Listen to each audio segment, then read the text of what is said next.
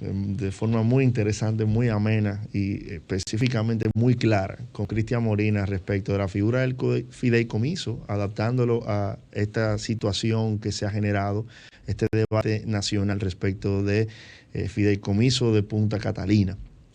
Y hablábamos un poquito sobre los controles que se podrían ejercer respecto de la administración de este activo, haciendo el símil con la administración que se ha cedido en otros fideicomisos también de origen de un patrimonio público como tal. Cristian nos señalaba que todo va a depender de cómo eso se pueda sancionar debidamente en el contrato y que así se ha ejercido hasta el momento. Entonces, en principio, eso es un temor que yo creo que podría ciertamente levantarse y verificarse, pero todo va a depender de cómo quede estructurado en el contrato que finalmente sancione el Congreso Nacional. Sí hay un aspecto, Cristian, dos aspectos que han generado también parte del debate. El primero es el hecho de que, según la experiencia, tú me puedes corregir, en otros fideicomisos la figura del comité técnico ha asumido una conformación institucional, a diferencia de la propuesta que ha habido en este comité, donde hay una designación de una serie digamos que de personas físicas que tienen experiencia en el sector, que tienen trayectoria, que pueden reivindicar en este sentido. Y la gente, bueno, se pregunta a qué se debe esa diferencia. Antes de eso, debo decir que este segmento es patrocinado por la marca de combustibles Next. Te llevamos más lejos. ¿A qué tú crees que se debe esa diferencia? Y si esa diferencia, pues, real efectivamente puede incidir en el éxito de este fideicomiso. Una aclaración general sobre el tema del comité técnico. Al igual que el fideicomitente adherente, el comité técnico no tiene una reglamentación específica del punto de vista legal. O sea que, de nuevo, las atribuciones de ese comité técnico, su grado de control, su mecanismo de revocación, los poderes que tenga, son los que se establezcan en el contrato. No es una llave abierta, no es un cheque en blanco que la ley dice cuáles son, como un consejo de administración de una empresa que tiene sus funciones ya establecidas por ley, independientemente de los estatutos de la compañía. Y ojo, perdón, un paréntesis, precisamente cuando va al Congreso hay una oportunidad que tiene el pueblo a través de sus representantes de decir, bueno, pues entonces estos controles de ese comité deben ser así y no de esta manera, modificaciones. Esto es muy importante, esta es la oportunidad.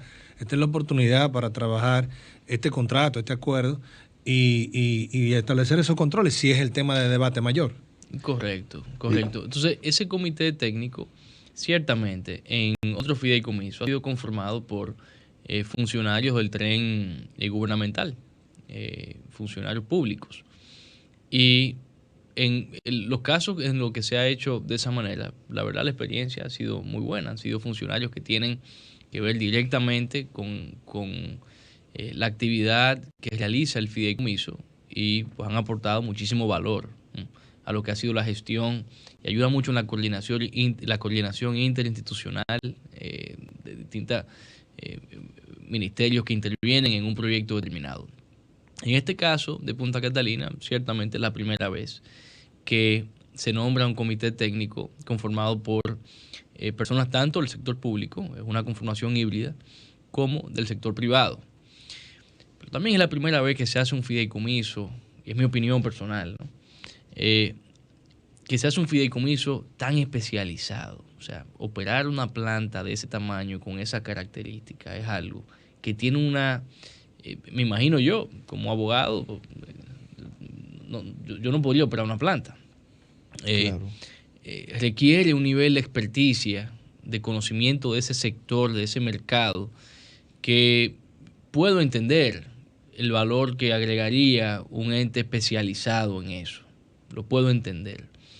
Puedo entender también la preocupación de la gente que ha sido externada, donde dicen, oye, pero es cierto que hay un fideicomiso, es cierto que la fiduciaria que de manera indirecta pertenece al Estado, pero los que están tomando las decisiones son personas que no son del tren gubernamental. Eso huele un poquito, algunas personas han manifestado eso, a una especie de privatización encubierta o disfrazada o lo que sea. Desde mi punto de vista, de nuevo, puramente personal, no es así. No es así. El Estado no ha perdido en ningún momento su capacidad de remover a los miembros del comité técnico. Totalmente. Cualquier día de la semana sin aviso previo y sin invocar justa causa. Totalmente. Entonces, el control realmente lo tiene el Estado. Y si algún miembro del comité actúa de una manera que no es la que va en los lineamientos de las políticas y las estrategias que tiene el fideicomitente como dueño y como único beneficiario de ese fideicomiso, yo me imagino que ese miembro del comité no vaya a trabajar mañana. O sea, es algo que está dentro del control y el alcance del Estado. Es una experiencia nueva. Yo creo que habría que ver cómo se desenvuelve en lo adelante. Pero creo que en fideicomisos tan especializados hay una razón técnica, práctica, para tener personas muy vinculadas al área específica de ese fideicomiso. Y fíjate, yo comparto totalmente el criterio que tú expones. Ciertamente aquí ha habido una designación de carácter personal, no una designación de carácter institucional, donde el titular de una cartera que forma parte del comité técnico es quien asume el rol, pero lo hace en función de ser titular de la cartera de la entidad pública que conforma el comité técnico. Aquí hay una persona física, pero no se puede olvidar que es una persona física que ha sido designada por decreto con un mandato específico para ejercer este rol. Y en este caso en particular, esas personas vienen a administrar un activo. Ya inclusive miembros de representantes de este comité técnico, que debo decir, conozco a varios de ellos, he trabajado con varios de ellos, y me consta su alto nivel de conocimiento respecto del sector eléctrico, su práctica, e inclusive su trayectoria profesional y empresarial, pues en la mayoría de los casos de los que conozco, pues habla por sí solo.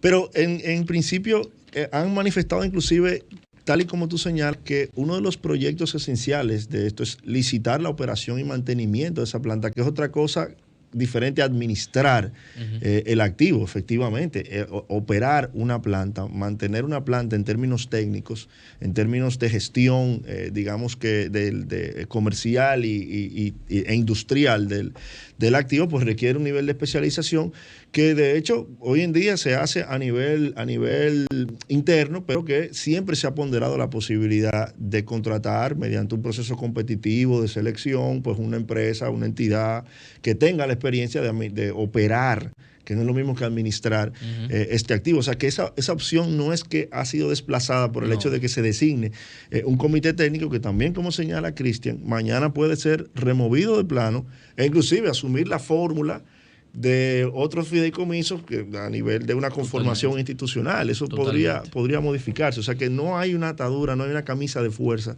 que imponga a este comité técnico por encima de lo que pueda demostrar su productividad como gestor del activo.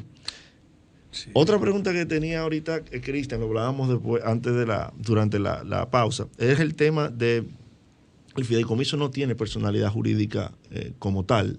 Entonces, aquí digamos que hay un titular de un activo que hoy en día lo ejerce la CDE, la Corporación Dominicana de Empresas Eléctricas Estatales, que se encuentra en el proceso de liquidación. Pero la CDE ejerce esa atribución de titular de esa planta, de gestor de esa planta en base a una ley específica, que es la ley 394-14. El hecho de que hoy en día se esté creando esta figura y de que haya una delegación de atribuciones legales de esa entidad descentralizada del Estado a una figura que no tiene personalidad jurídica, pues ciertamente crea un loop jurídico que debería atenderse. No sé qué tú opinas en ese sentido. El fideicomiso como tal no tiene personalidad jurídica, pero eso no quiere decir que sea un patrimonio sin dueño. El dueño de ese patrimonio, quien representa y quien sí tiene personalidad jurídica, es la sociedad fiduciaria. La fiduciaria pasa a ser la dueña de esos activos, pero no en su patrimonio personal, sino en el patrimonio separado que corresponde al fideicomiso. Pues es un poquito complicado de entender para alguna persona, pero de hecho ese patrimonio separado en República Dominicana hasta tiene un RNC específico, distinto al de la fiduciaria. O sea que no es un patrimonio vacante, tiene el dueño, que es la fiduciaria. O sea, se está transfiriendo el activo a la fiduciaria por cuenta de ese fideicomiso. Obviamente, sí mencionaste que la CDE es propietaria del activo en base a una ley específica que le da la atribución, ¿no? Y por eso, y además por el mandato constitucional, aunque se suscriba el contrato de fideicomiso, pues todo contrato que involucre la transferencia de activos inmobiliarios del Estado por encima del umbral que establece la Constitución y que cree exoneraciones fiscales tiene que ir obligatoriamente al Congreso Nacional. O sea que ese contrato tendría que contar también con la aprobación del Congreso para ser ejecutorio en cuanto a la transferencia del activo. Efectivamente, bueno, Cristian, de verdad que muchas gracias por habernos acompañado en el día de hoy. Ha sido una charla extremadamente interesante, muy amena. No, la hemos pasado gracias. Muy bien. Yo creo que te he interrumpido bastante, te pido disculpas por eso. Lo que pasa es que en la medida en que voy entendiendo por tus explicaciones. Muy buenas preguntas, de verdad que me he sentido muy bien con ustedes. Nos los alegra mucho. En la medida que hemos ido entendiendo, imagino que quienes nos escuchan, quienes nos están viendo por las redes de RCC Media, pues tú te atreves a preguntar y a adherirte y a llevar tus inquietudes, y la verdad que ha sido muy edificante. Yo espero que haya arrojado mucha luz a este debate que se encuentra todavía en discusión. El presidente, como todos saben, ha decidido aplazar el conocimiento de este tema, solicitarle al Senado que se aplace el conocimiento de este tema hasta que esto sea conocido por el Consejo Económico y Social. Una decisión que a mí, en términos prácticos, me parece correcta, porque la verdad el debate se había llevado a un nivel extremadamente alto. Le reiteramos, Cristian Molina es un abogado reputado, de mucho conocimiento y práctica en este sector. Es socio de la oficina de República Dominicana de ESIJA, las áreas de fideicomiso, alianzas público-privadas, mercado de capitales, servicios financieros, corporativos, fusiones y adquisiciones, y es nada más y nada menos que presidente ejecutivo de la Asociación de Fiduciarias Dominicanas. O sea que nosotros trajimos aquí una persona con acreditación total para hablar del tema. Cristian, muchas gracias. Principalmente amigo de ustedes. Ese es lo más importante. Gracias, Cristian, y buenas noches. Luis, quisiéramos que antes de cerrar el programa, pues nos menciones un poquito sobre el tema de los combustibles esta semana. Bueno, sí, los precios de los combustibles se han mantenido igual, han sido congelados por el gobierno pese a las alzas tan agresivas que han registrado el barril de petróleo en los mercados internacionales. En ese sentido, cerró ayer lunes el WTI West Texas Intermediate, que es el tipo de petróleo que se usa como referencia en la fórmula de precio de paridad en la República Dominicana. Cerró ayer en $82.15, y el Brent, que es el que cotiza en Londres, pues cerró en $91.29. Estos precios, señores, no se habían visto. Hay opiniones que dicen que de hace 7 años atrás y otras que dicen que de hace 9 años atrás. Son precios totalmente récord. Pese a eso, el Estado Dominicano, el gobierno ha decidido mantener congelados los precios. Es importante mencionarle que en los Estados Unidos se siguen registrando alzas en los precios locales de los combustibles que rondan desde los 3 centavos de dólares hasta 7 centavos de dólar, que es lo coherente ante las subidas del barril de petróleo ante esta situación. Es decir, que muy bien de parte del gobierno, que ha podido aguantar esta parte en favor del bolsillo de los dominicanos. Las razones de las alzas son muchas. Primero, el tema de oferta-demanda. Como ustedes saben, la demanda va galopante hacia arriba, la oferta está bien baja y guarda una distancia.